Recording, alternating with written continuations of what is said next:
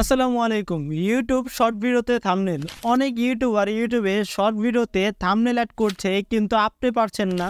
ফেসবুকের রিলসে thumbnail add করার অপশন আছে, মানে ফেসবুকে ভিডিও বা রিলস আপলোড করার সময় থাম্বনেল একটি অপশন কিন্তু আছে, কিন্তু ইউটিউবে কিন্তু এই অপশনটি নেই, বা শর্ট ভিডিওতে থাম্বনেল আপলোড করার অপশন নেই। তারপরও কিভাবে সবাই থাম্বনেল আপলোড করছে সব ভিডিওতে, যেমন আমি আমার প্রত্যেকটা শর্ট ভিডিওতে থাম্বনেল আপলোড করে থাকি, সেই প্রসেসটাই আজকের এই ভিডিওতে দেখিয়ে দিব।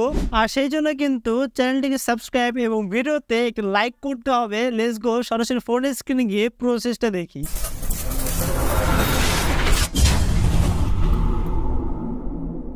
তো আমরা সরাসরি কিন্তু ইউটিউবে আপলোডে গিয়ে থাম্বনেলটা অ্যাড করতে পারবো না, তার জন্য আমাদের কিন্তু একটি ট্রিক্স অ্যাড করতে হবে। ট্রিক্সটি হলো, আগে থেকে কিন্তু আমাদের যে থাম্বনেলটা আছে এবং আমাদের ভিডিওটা আছে সেটা কিন্তু কমপ্লিট থাকতে হবে। এই যে এইভাবে কমপ্লিট থাকতে হবে, এবং আমাদের ভিডিওটা কিন্তু কমপ্লিট থাকতে হবে এরকমভাবে। কমপ্লিট হয়ে যাওয়ার পর আমরা চলে যাব হলো আমাদের যেই ক্যাপকাট বা এডিটর অ্যাপ আছে সেখানে।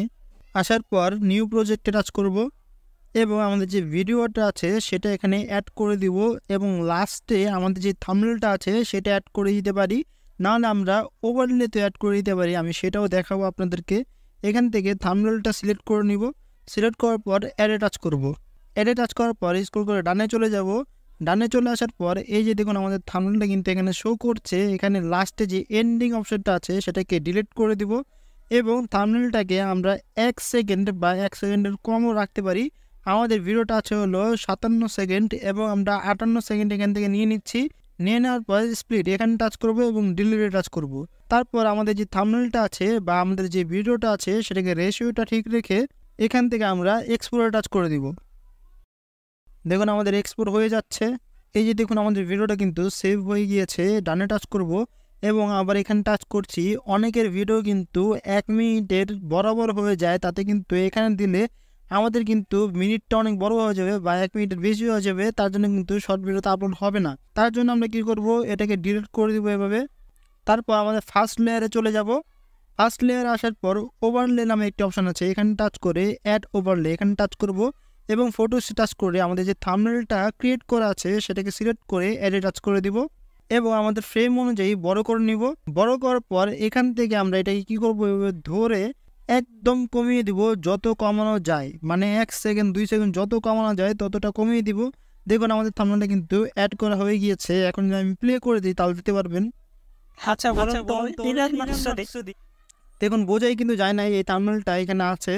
এখান থেকে আমরা সিম্পলভাবে সেমভাবে এক্সপোর্টে টাচ করে সেভ করে নেব। তারপর আমরা চলে যাব হলো ব্যাগে, এবং চলে যাব আমাদের ইউটিউব যে অ্যাপ আছে সেখানে। আসার পর সেমভাবে আমরা যেভাবে আপলোড করি ভিডিও সেভাবে আপলোড করব, প্লাসে টাচ করব এবং লেন্থটা সিলেক্ট করে দিব, এবং এখানে টাচ করে আমাদের যে শর্ট ভিডিওটা আছে সেটা সিলেক্ট করে দিব এবং ডানে টাচ করে দিব, এবং আবার টিকে টাচ করে দিব। আচ্ছা বলুন তো, ইলন মাস্ক আবার নেক্সটে টাচ করে দেব। এখানে কিন্তু মূল ট্রিক্সটা ভিউয়ার্স, এখানে দেখুন আমাদের যে ছবিটা আছে সেটা কিন্তু শো করছে, কিন্তু থাম্বনেলটা শো করছে না। এখান থেকে আমরা এটা কি করব, ধরে এভাবে লাস্টে নিয়ে যাব, বা আমাদের ফ্রেম যেটা আছে থাম্বনেলের সেই ফ্রেমে নিয়ে যাব এবং ডানে টাচ করব।